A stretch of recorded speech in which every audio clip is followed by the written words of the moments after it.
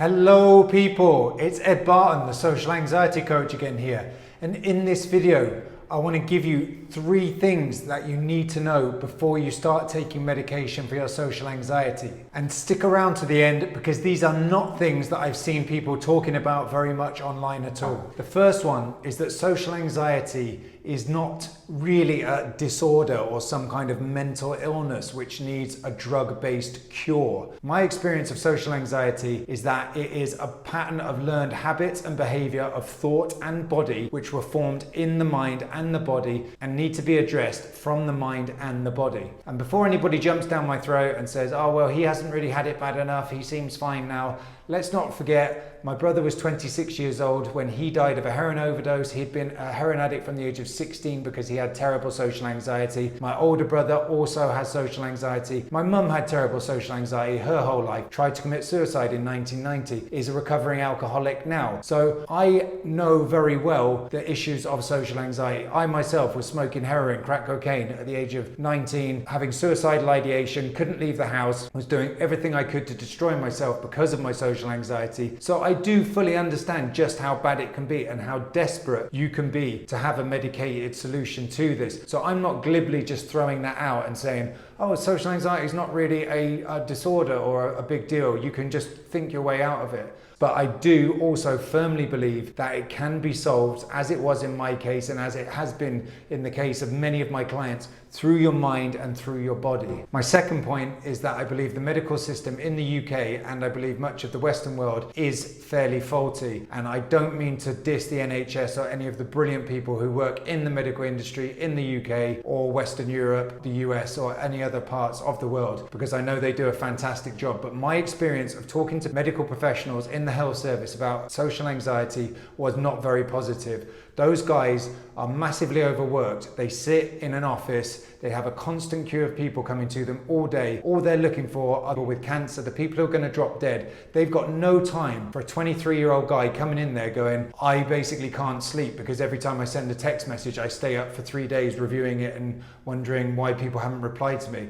People used to just almost not laugh me off, but I could feel a certain type of dismissal from them because they just can't get it. And you talking to an overworked, stressed NHS worker about that just sounds kind of ridiculous to them. They do not have the time for it. Their approach is you come in, you tell them about your problems, your breakdowns at college and all the rest of it at work. And they just say, right, what do you want? Do you want a script for propranolol? I'll put you on an SSRI. Right, scribble that down, get out of the way. Yeah, there's a guy out there with diabetes. I need to amputate 2 of his legs. Let's get him in here. He's someone that I really need to speak to. You run off with your meds and come back in a month. It's no fault of the workers in the health industry in the UK, but that is just how it is. They don't have the time to understand the problem, to go into the problem. They're just overworked and they can't really help you with it. They want to dish out medication and just get you out the door as quickly as possible. The third problem is to do with a society of instant gratification and how quick we are to reach for medication. For example, there are guys in their 20s now who are trying to go down the route of testosterone replacement therapy and this kind of thing. And it's just got a bit out of control in today's society. People are so quick to jump for a ready-made off-the-shelf solution and completely overlook the methods which are a bit harder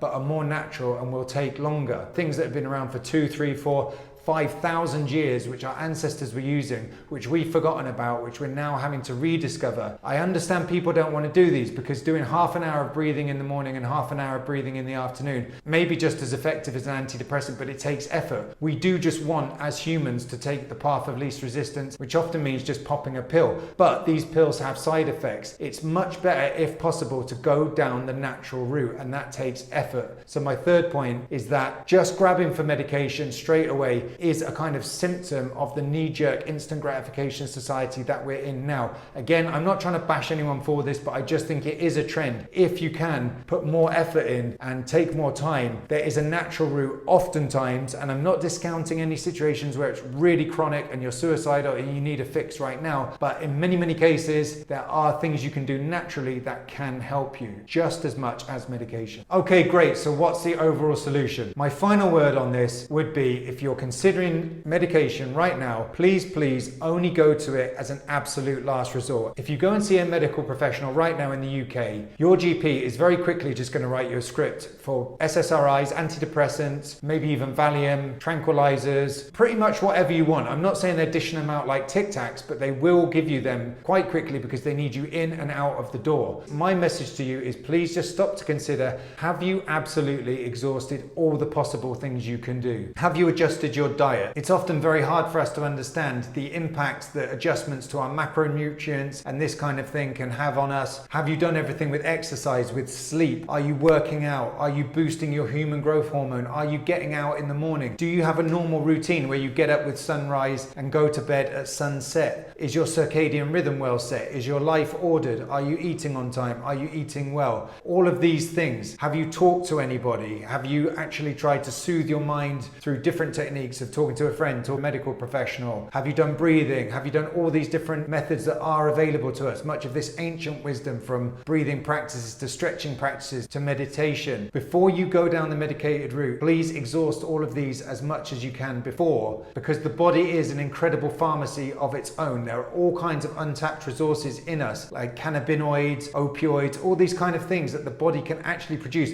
but we don't tap into them because we don't go out for a 10K run, a 20K run. I went for a 20K run last weekend and I got the biggest high I've ever had in my life. And I did not know runner's high could feel that good. So there are these things we can access inside ourselves through cold exposure, through pushing ourselves. But too often we don't want to push ourselves. We just want to sit on the sofa and take a pill. And usually that will have a downside. So my wrap up to this is not to bash anybody. I'm not anti-medication. I'm not saying it can't work for you. It didn't work for me. I'm a much bigger advocate of the natural path. I believe the human mind and the human body is an almost limitless ocean of potential in terms of what we can do for ourselves, how we can heal ourselves. Some of the thoughts and the chemicals that we can produce within ourselves are truly incredible. So please try and put some effort into that and tap into those first. I'm not trying to patronize anybody. I do also fully understand if you're suicidal, if you're at the end of your rope, then you need instant help. I'm talking more to people who are up in the air, who could potentially exhaust more of the natural methods that are available to them. So please go ahead and do that before you go down the medicated route. That would be my own advice and my own wish for you. If this video has been useful to you, please give me a like, please subscribe to the channel, please share this as much as you can, because I want to get the word out about social anxiety, destigmatize it and help as many people as possible. Thanks very much, and I'll see you guys all in the next video.